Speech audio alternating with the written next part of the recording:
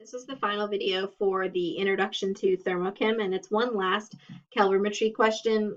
It's not really calorimetry, but it's kind of related to it, and I wanted to go through it because you may see some questions like this on your test or on the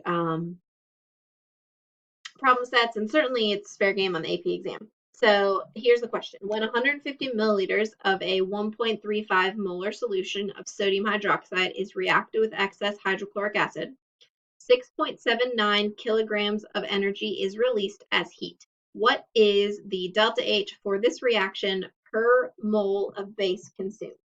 Now, first things first, we are talking about some sort of chemical reaction, so my first suggestion to you is to always write and balance the chemical equation first. So it is saying that you have sodium hydroxide and it is adding. Now you may not actually need this reaction, but better to have it and not need it. So it is a double displacement reaction. So you get salt and water, and it's already balanced. Now, if I pick apart some of the questions, so it says, what is the delta H for this reaction? So I know that I'm looking for that. And it says per mole of base consumed.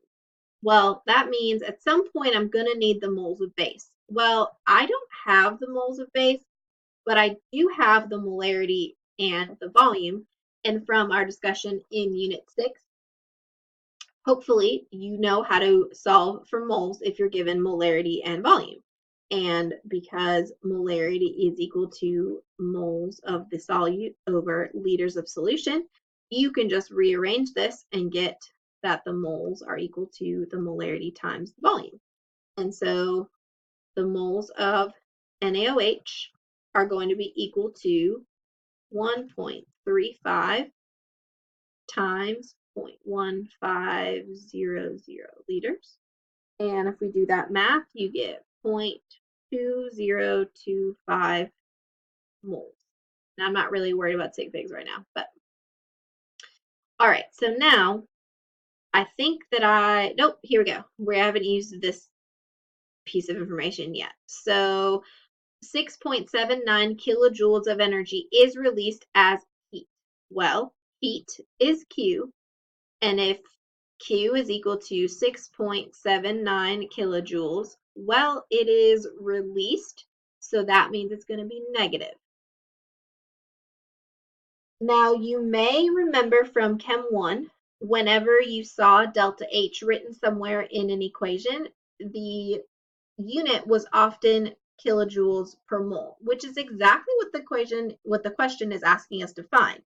And I have kilojoules and now I have moles. So that means, sorry about that, that means I can find the delta H of the reaction per mole of base consumed by taking the Q of the reaction and dividing it by the moles of base consumed. And so I just got from reading the question that the Q is negative 6.79 kilojoules and the moles of base is 0.2025 moles. And if I do that math, you end up getting that the delta H of the reaction is equal to negative 33.5 kilojoules per mole. That's final. Now again, this is very similar to most thermochem questions where we really only did two things. We multiplied a molarity times a volume and we divided two numbers. That's not difficult, but all this other stuff that we figured out was based on reading the question and pulling out different pieces of information and figuring out how they all piece together. And that, in my opinion, is probably the most difficult part of thermochem, is looking at a question and figuring out, what do all these numbers mean? Where's their negatives? Where's their positives? That sort of thing. So my recommendation to you is to always read the question, and before you start jumping into doing any of the math, pull apart all those numbers, figure out what they mean. What does per mole of base mean? this many kilojoules of energy released. What does that mean? What are we solving for? And once you have all that stuff written down in your paper, you can then dive in and actually do the calculation. So I would take it step by step, figure out what are you given, what are you trying to find, rather than just jumping in and trying to do math right away. Because unfortunately, especially with thermochem and especially with AP Chem questions, not going to be that straightforward. So it's going to require that you take a little bit of time and really process and figure out what it is that you are trying to find and what you're given. The last thing I want to show you before I finish is this last slide here before the problem sets are written. It just goes through all of the equations that I've mentioned in the last 4 videos for this introduction to thermochem. And these are all equations that you should be able to use, you should know, you should be familiar with. Now, some of them are on your reference sheet, but most of them are not. And so you can take this slide and look at your reference sheet and figure out which ones the College Board is going to require that you know and which ones are given to you on the reference sheet. But this just takes everything in the last 4 videos and summarizes it. So this is probably going to be very helpful to you when you go to do the problem set on the next slide.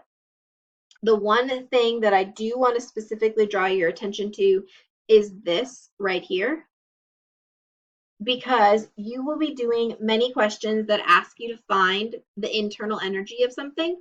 And so you will have Q, which is oftentimes in kilojoules, and you can easily convert that to joules. But then in order to add it to work, well, you can't add 2 numbers that have different units. And so if your Q is in joules, that means your work must also be in joules. But if you're using this W is equal to negative P delta V equation, well, pressure is going to be in atmospheres and volume is going to be in liters. And so you need to have a way to figure out how to convert from this liter atmosphere unit to joules. And so this conversion factor is how you will do that. And that is not on your reference sheet. And so that's something that you're going to have to memorize and know, and I will require that you know it for upcoming daily quizzes in addition to your Unit 9 test. So just make sure that you're familiar with this because it will allow you to calculate the work of something, convert it to joules, add it to your heat, and figure out the internal energy. And the first several questions from the next problem set are going to require that you do that. And then the rest of the equations on here are pretty self-explanatory. So that is it for the introduction to thermochem. The rest of the unit that we do in class will all be thermodynamics and how it relates to equilibrium. But here is the first problem set that you will have some time to work on in class after the lab. But if you want to get a head start, here it is.